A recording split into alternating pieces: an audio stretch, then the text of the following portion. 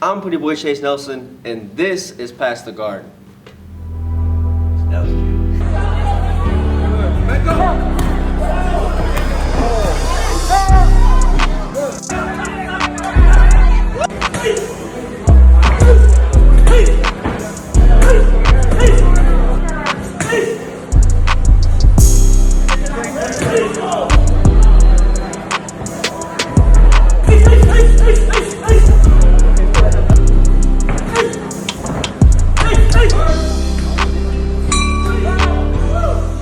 So Chaise, Pretty Boy Nelson, 18-1, 6 knockouts, fighting July the 9th for the WBC US NBC title. Give us a little bit about yourself. I'm from Mansfield, Ohio, 24 years old, 18-1. It's been a long road for me. Been through some things, had to take the long road, and we're just now starting to pay off. You know, July 9th, we're going 10 rounds against a really tough fighter from Brazil. 24 wins with 19 knockouts, so he's a hard hitter, and I think it's gonna be a complete show, man. Like, I gotta put on a show. It's gonna be a big one for me, and this is a really step up for me as well. You know what I'm saying? So it's really important for me to shine a certain way, and show people like, hey, I'm here to stay. You know, this ain't no games. This is cutthroat. So how do you balance that out, putting on a show, but also being defensively sound, going out and doing what you have to do? How do you play that balance? I just feel like when you're built for it and this is what you really want to do and this is what you love, you just are, man. Like, you either got it in you or you don't. And you got to really believe in yourself in this game. You got to really believe in yourself. And there's no lacking. Like I said, this is cutthroat. Like, we're playing for keeps. Like, you got to do everything. You have to be a complete fighter at all times, because one mistake can get you hurt. It could change your whole life. It could change your whole fight. You know, so you always got to be on your P's and Q's. You always got to be working. You always got to want to be better. And that's just one thing about me and my team. Like, I try to motivate everybody, because I'm trying to see everybody elevate, not just myself. So I feel like you are who you surround yourself with, you know? So just work hard, elevate, keep trying to be better every single day. And we see clips of you on your Instagram, running, training, working out a few times a day. What's your current, training regimen? So we're in there about 3 times a day, right? We get up at 7 a.m. I do my swims or my runs at 7. At 10 a.m. we do the strength and conditioning part. And then at 6 p.m. we're in the gym. On sparring days, which is Mondays and Wednesdays, sometimes Fridays, we just do like a light run in the morning, and then kind of hang out all day until sparring, you know what I'm saying? So, yeah, but it's mostly 3 times a day, and we're just, like I said, every day trying to be better and better, and definitely getting worked. How many rounds of sparring do you put in a week? It just depends, you know. Usually I try to go at least 8 to 10 rounds. I went 12 rounds a few times in 1 week. But I feel like, personally for me, I'm not really big on a lot of sparring. I think it's hard on your body. 16 rounds a week, you know, I think it's good for me, twice a week, you know. I don't really try to kill it in sparring, because the people that I spar are at a certain level that, can't make mistakes. You know what I'm saying? You're in there with someone who's real. And you know, they're all good fighters. Houston has so much talent. I've never realized how many good fighters we have here, so. And how'd you get into boxing? Normal story. I was a young kid getting in trouble, wanting to always fight. I feel like I had a chip on my shoulder. And my dad took me to the gym one day, and I actually walked in on a sparring session between 2 pros. And I instantly fell in love with it. Like, that's just what I wanted to do. It was like the beauty and the violence, man. It was just like, wow, like that's me. That's what I want. And ever since, it was just from there, bro. We were just in the gym every day. That's all I wanted to do. I would play other sports too, but once I hit like my freshman year of high school, where I was actually on Team USA, my dad made me quit all other sports, just because it's not worth getting hurt for, or injury, stuff like that, where I can't box. So boxing has definitely always been my passion, and it's something that I love, man. So when you walked in the ring, when you walked into that boxing gym that you were talking about, how old were you? I was like 5, 6 years old, you know. And even when I was a young kid, though, my dad always had me in karate and stuff like that for like footwork and being light on my toes. So he knew what he was doing. You know what I'm saying? But I was like 5, 6 years old when I remember personally, like my first gym experience when I walked into an actual gym and was like, wow, this is awesome, man. And I was a young kid, but I'm telling you, you can ask anybody. As a young kid, at 5, 6 years old, I knew what I wanted to be. I got pictures of me with gloves and a belt and stuff at 2 years old. It's always been in me. You know what I'm saying? Like that's just something I've always loved. And I just walked in and I just loved it, man. Like there was nothing else that I wanted to do with my free time. So is there a boxing like background in your family? Anybody box in your family, or your dad just a fan of the fight? My dad was just a big fan of the fight. My mom liked to watch it too, you know. So like they both like boxing, and it's just something that kind of I don't think they really knew that was gonna be like my choice, but I think they found out real quick that it was, and they both actually supported me all the way. You know, at first when I first got into it, of course you got people who's like second guessing you and like, yeah, this is a phase, right? And then I started winning small stuff to winning national titles, and then I won 9 national titles, and then I was on Team USA, and then I took a silver at the National Junior Olympics. I ended my career 124-8, and that's all online. You can look that up. So went to from winning small little club shows to being on the national scene to being on the international scene. I was grateful to represent my country twice in Ukraine and once in Italy. And like I said, my roommates were actually Devin Haney and Shakur Stevenson. So yeah, I got some big big shoes to fill. So as you were coming up, you're a young kid, you're boxing. Was there anybody in the gym that was a big influence? We're not talking about professionals. We're not talking about maybe a guy in the gym that you just said, man, I like his style. I like what he does. And that guy had a big impact on you up until you started winning these national titles. Yeah, absolutely. There was a couple of fighters, but I actually want to talk about the person that always had my back. I want to talk about him, my dad. See, when I was a younger kid, I didn't grow up with a dad. I grew up with a drill sergeant. When he realized that's what I wanted to do, there was no shortcuts. He was getting me up at 4 or 5 in the morning before school when he got up to go run, to go do the things that I needed to do. And at the time, I was like, man, this dude's so hard on me. We kind of bumped heads because of it. But I realized now later, he just realized how dangerous this sport was, and he wanted to make sure that I was ready because he knew I was hard-headed. I'm gonna box my whole life. The boxing is what I love to do. No one's gonna tell me no different. I'm gonna do what I want to do. So he would push me so hard as a young kid, bro. And like I said, it was hard. I couldn't go out to parties. I couldn't go out to football games on the weekends and stuff. Nah, I was in the gym Monday through Friday, and then Saturday was sparring. It was a straight regiment. You wasn't just doing whatever you wanted to do, And like I said, at the time, I kind of resented him for that. But now that I'm an adult, I look back and I love him for that because it made me into the person I am today. You know what I'm saying? To have that strong mindset and to always be focused and to always want more for yourself. So, that's really important to me. And the nickname Pretty Boy, where'd that come from? It's just how I fight. I don't fight how I look. For example, the people that I looked up to when I was watching boxing through the years or looking past some of the past fighters that I look up to, like Pernell Whitaker, Floyd Mayweather, those Sugar Ray Leonard, those fast, fluent, slick fighters. And I think a lot of people forget boxing is about hitting and not getting hit, right? That's why they call it the sweet science. And that's what I enjoy the most. That's what I've always thought, to me, was beautiful. It's hitting and not getting hit, being fast and being slick. So that just kind of, it just kind of came with the territory. I'm a very fast fighter. I'm very slick. And people were like, oh, you're too pretty to fight, or man, you look pretty in there. And it just kind of stuck with me. And I was like, damn, pretty boy. So yeah. So and those were your favorite fighters back then, Sugar Ray, Pernell? Yeah, Pernell Whitaker, Floyd Mayweather, Sugar Ray Leonard.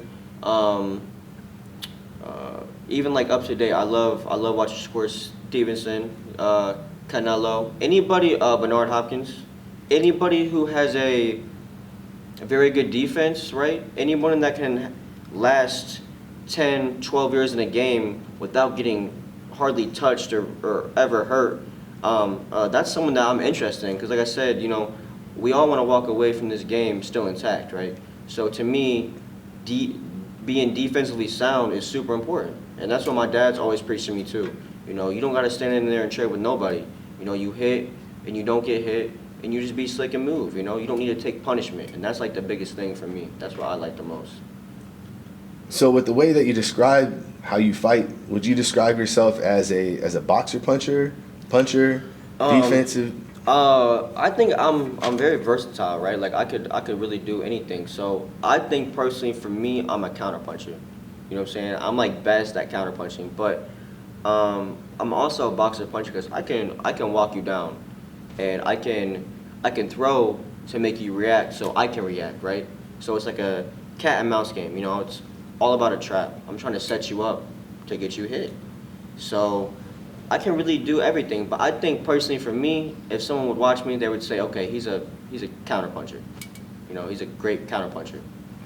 So as you were coming up, was there ever anything or any kind of events that happened that maybe made you want to stop boxing or maybe make you think twice about boxing? I've been through a lot as a kid and in the pro game. I think the most important thing was I actually was in a back brace, right? So I went from being on Team USA in 2013. They had me ranked 10th in the number 1 in the United States, number 10th in the world. To being in a back brace from here to here and not being able to do anything but sit on the couch for 9 months. Because it was to the point where I was in the gym and my back was so stiff and my dad's like, you know, this kid's 16 with he's having back problems, let's go get him checked out. Eventually we had to go get checked out because it was to the point where I could hardly get out of bed. They actually said I had they call it a Scottish dog in my L2. It was like a hairline fracture in my back. Like I fractured my back, I basically broke my back. So they said that I had to wear a back brace for 9 months. I couldn't do nothing besides sit on the couch and let it heal. Because if I did, they said it would eventually shift out as well and I'd be paralyzed. So that's obviously scary, right? So from being on top of the world to being on a couch and not being able to do nothing, dude, I thought my life was over because I'm just so active, right? And then what they don't tell you, when you have that on for 9 months, it takes about 9 months for you to get your recovery back, you know what I'm saying? So it was so frustrating me to get that off and then not be able to move like I always move, right? Not being able to do the things that I used to do. And I thought I was never going to be the same. I thought it was over for me. It was very frustrating. You know, it was a very hard time in my life. And this was during the time where you were winning national titles and doing all these things. Yeah, absolutely. Like I said, it was literally probably it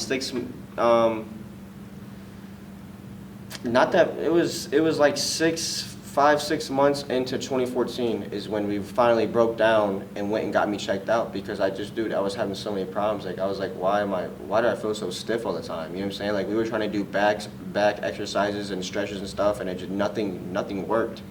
And we finally went and got checked out and that's what it was. I had a hairline fracture in my back and I went from winning national titles and competing on the world stage internationally, being on Team USA, to sitting on a couch and watching everybody else do their thing while I had to sit on the sidelines, man.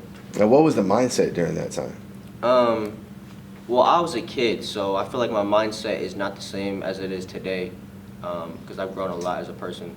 But like I said, I just thought it was over for me. I thought I was never gonna get back to myself, and it was very frustrating.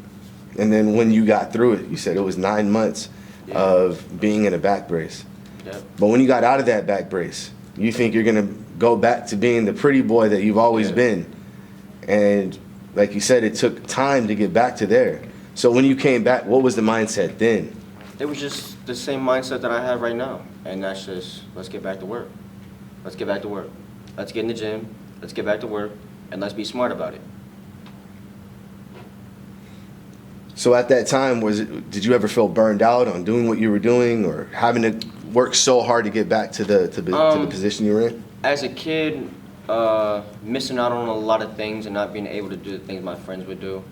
There was times where I was like, man, I'm burned out. This is hard for me. growing up. But it's like, now that I look back, I'm so glad that my dad was he, you know, I was just so glad that my dad is who he is, because at the end of the day, I'm so past a lot of people that I used to look up to. You know what I'm saying? Like, I'm just on a different level. And like I said, it was because he was always hard on me, very hard on me. And it's because he wanted more for me. Do you ever have any ill will on the cards you were dealt? Like everything that you had to go through? I've been through bad contracts, right? As a pro too. I've been through 2 bad contracts. And I was sitting for years, right? I feel like God makes everything happen for a reason. His timing is never off. So you might not understand during that moment, but after, you will, because things start to play out the way you know it could play out. But maybe things didn't work out too because you wasn't ready for that. And honestly, I look back when I first turned pro, I was like an 18-year-old kid, and I thought I was that guy, right? Like, I thought I was that guy. And I remember I had a fight in Youngstown, Ohio, and Boom Boom Mancini was the commentator. And he was like low-key playing me, right? He was low-key playing me, and I'm from Ohio. And I heard about it after the fight, and I watched the fight, and I was so furious. Like, how am I from Ohio and you're from Ohio, and you're gonna sit there and play me like that? You know what I'm saying? Like, he was giving me props, but he was also breaking me down. Like, he's a straight in, straight out type fighter. All he does is hand speed. He can't fight in the inside. And I was so mad. But looking back, all those things are so true. I wasn't ready for the big fights like I thought I was. I was just a kid, man. Like, you have to develop when you first turn pro. You do have to develop from an amateur to a pro, you know, to the pro style. I was in there just throwing a million punches at a time. I just used my speed. That's all I used. I was just hitting, and then moving, hitting, and then moving. Like, I was just so just amateur. You know what I'm saying? Like, that's the best way to put it. I was so amateur that I didn't realize what they were talking about. I didn't understand because they've always been like, wow, this kid's good. So the fact that I had to make that transition and things didn't happen how they happened for me, I'm so thankful and blessed because, like I said, I wasn't ready. But now, throw me in there with anybody. I bet I hang and I bet I come out victorious. So when you heard Ray Mancini, obviously being from Ohio, world champion, this is something that everybody out there probably looks up to. Yeah. He's a very personable guy. He's Right. out and about with the public. When did that turn from anger to motivating you, where you understood, where it was just like, okay, you know what? He is right, and I got to get better at these things. Unfortunately, I had such a big head, right? At 18 years old, you can't tell me nothing. So I was like, man, this guy's tripping. Like, whatever. I'm not even worried about what he's saying. But now that I look back at those fights, I know exactly what he's saying. Coming off on angles, being able to fight on the inside, not going straight forward, straight back, not shooting straight in without any movement before or after. You know what I'm saying? Like, a lot of stuff he was saying was so accurate, and I feel like, I hope one day, right? I hope one day I get to fight in front of him again, and him be like, wow, this kid has came a long way. This kid's a completely different fighter. Because I am, you know. I've evolved a lot, and just not just boxing, but like outside the ring too, but definitely inside the ring. With just like my mindset and stuff like that, and how we do things. You know, I'm definitely more of a calm down pro style fighter now, but I still use my speed, you know, when I need to. And being that you're from there and you have these guys like Ray Mancini and you're trying to push through, obviously you have your dad in the corner to be there every day, to be that crutch, to wake you up and to keep you straight. And then you move to Houston and your dad's not there anymore. Yeah, you have the phone, but that phone call isn't the same as having him there waking you up and pushing you. Right. Why'd you come to Houston? How do you feel being in Houston without having him in that corner to push you? The same guy that pushed you from 5, 6 years old, getting you to these national tournaments, getting you to these international tournaments. And now, 18, 19 fights later, you don't have him in your corner anymore. Yeah. Man, that's tough, bro. I'm not gonna lie to you. But I moved to Houston because I got signed by my manager, Bobby Harrison. Bobby Harrison moved me down here to Houston at the beginning of this year. So I've been here since January. That's the hardest thing for me, is being away from the people I love the most. And like, that's obviously like my dad. I'm very close to my dad. He calls me every day. We always chop it up about what's going on in the gym, who I'm fighting, breaking down that guy. Like we'll sit there on FaceTime and break down the guy together on like YouTube and stuff. Like my dad's always there. So even if he's not here, he's here. You know what I'm saying? So it's definitely hard from like I said, being away from the people that you love the most in your family, but I'm doing it for them. So boxing has never really been about me, even though I love fighting, right? I love to fight, but I want to put the people that I love the most in a better position after boxing. So this is why I do it, man. You always got to remind yourself, who do you do it for and why do you do it? And it's because of them. I want to put them in a better position where they don't got to worry about nothing anymore. I don't really care about myself. As long as my parents are cool and the people I love are cool, that's all that matters. So you're on the USA team. You come in, turn pro. You have a lot of the push. Yeah. People looking at you, the name. Like you said earlier, your roommates with Shakur Stevenson, Devin Haney, and then your fourth fight or fifth fight comes up. Yeah. And tell us a little bit about that. I was undefeated. I was 4-0. I went to Mexico to fight a kid who was 6-0. Well, I'll never forget his name, Brandon Benitez.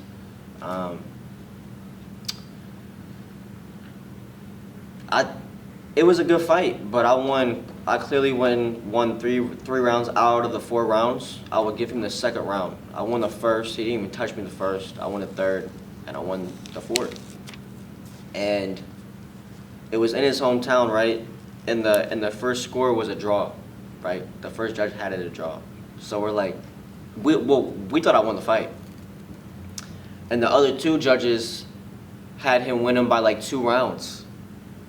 Impossible. There was a picture of me and him when they raised his hand. I had my hand raised before they raised his hand, right? The face, dude, the look on his face, he looked like he was scared. Like he looked like, okay, yeah, like I just lost this fight. And that was just a tough one because, when you get something like that taken from you and it's on your pro record, that's a hard pill to swallow, man. Like, I hate saying that one. Like, I hate it. I hate saying 18-1. It drives me nuts. Like, even to this day, it bothers me. And, like, dude, I was throwing up after that fight. I was so upset, bro. Like, I literally thought my career was over with. Like, and that one has really actually hurt me. Losing in boxing really hurts you. I don't care if it's 1 or 2. It's definitely a setback. But, we got through it. And with time, I'm just like, whatever, it happens, it's fighting. But it still hurts me and kills me to say 18-1. I hate that so much, bro. But it also fueled me to remember how that feels and to never feel like that again. So every time you see me in there and it gets hard, right? And it gets hard whether it's sparring or it's in a fight. If you pay attention close, I kind of zone out and I'm thinking about 2 things, right? I'm either thinking about my family or I'm thinking about that loss and how that felt. And that had me sick. I never want to fight that again, so yeah. And what changed in you after that? Like, obviously, you think you're on top of the world. Everything. Everything. I got humbled real quick. My head was this big. You couldn't tell me nothing. I got humbled very fast, right? And I realized how people treated me after I took that first loss. And I was like, okay. When I first signed that pro contract, at 18, still in high school, right? Everybody was going crazy. I'm talking, my whole city was like it was crazy. It was all over the news. Everybody knew about it, right? When I took that first L, whole different story. You really realize who's there for you and who's not. And I promise you, it's not the same as when you're up. When you're up, everybody's there, everybody's happy. But when you're down, a few people are really there that truly care about you. So that's a good thing, I guess, about that situation. I never want to lose. But I was glad to see who really stayed down with me and who's really riding for me through the whole situation. So. And did that fuel you to change the way that you train, to go harder in the gym, Yeah. to do different things, to develop your game? Yeah, absolutely. Absolutely. I started to think more like a pro. I was like, okay, it's time to stop doing this point fighting shit, and it's time to really sit down, settle down, and try to learn as much as I can. Stop trying to argue with my dad. Stop trying to, act like I'm like this guy, because there's always someone out there who's also training just as hard as you and want what you want. So it's time to really focus and stop just doing half-ass stuff. Stop going through the motions, right? Because when you're an 18-year-old kid and you're 4-0 with 3 knockouts, it's hard to, unless you're mature like that, which I honestly wasn't, it's hard to tell you anything. So it's like, yeah, we need to sit down, we need to focus, and we need to train hard. Stop just half-assing training and thinking that you're going to go in there and win and beat anybody. Because I fell in love with my power. I feel like I could just go in there and knock anybody out. I was 4-0 with 3 knockouts. So I figured I was going to go in there and knock this dude out too. And that's definitely not the case. So yeah, we started to take stuff a lot serious, because if not, it was all going to pass me by, and me and you wouldn't be having this conversation right now. So. And then after that one loss, you've won 15 straight, 14 straight. You put yourself in a position for a WBC title. Mm-hmm. What's coming? What's next for Pretty Boy?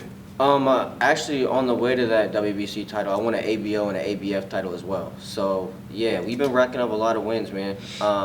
We're fighting July 9th in Galveston, Texas, at the Galveston Convention Center, right there on the beach. We're fighting a Brazilian fighter, tough dude.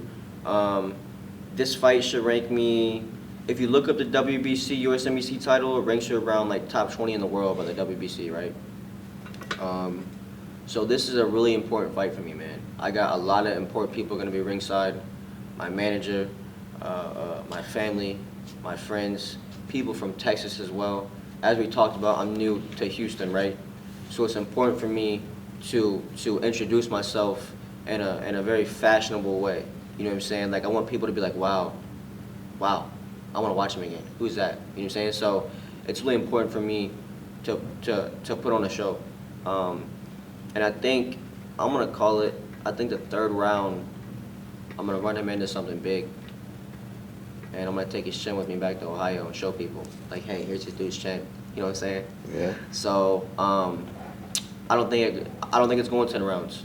But once I win this title, it's going to open bigger doors for me. Now you got to see me. Now I'm 19-1. I'm going to get a couple big more fights, and then I'm going to call out the big boys. Top Rank don't gotta call us. I'm gonna call them. Hey, we got this kid who's 21-1. Who you got?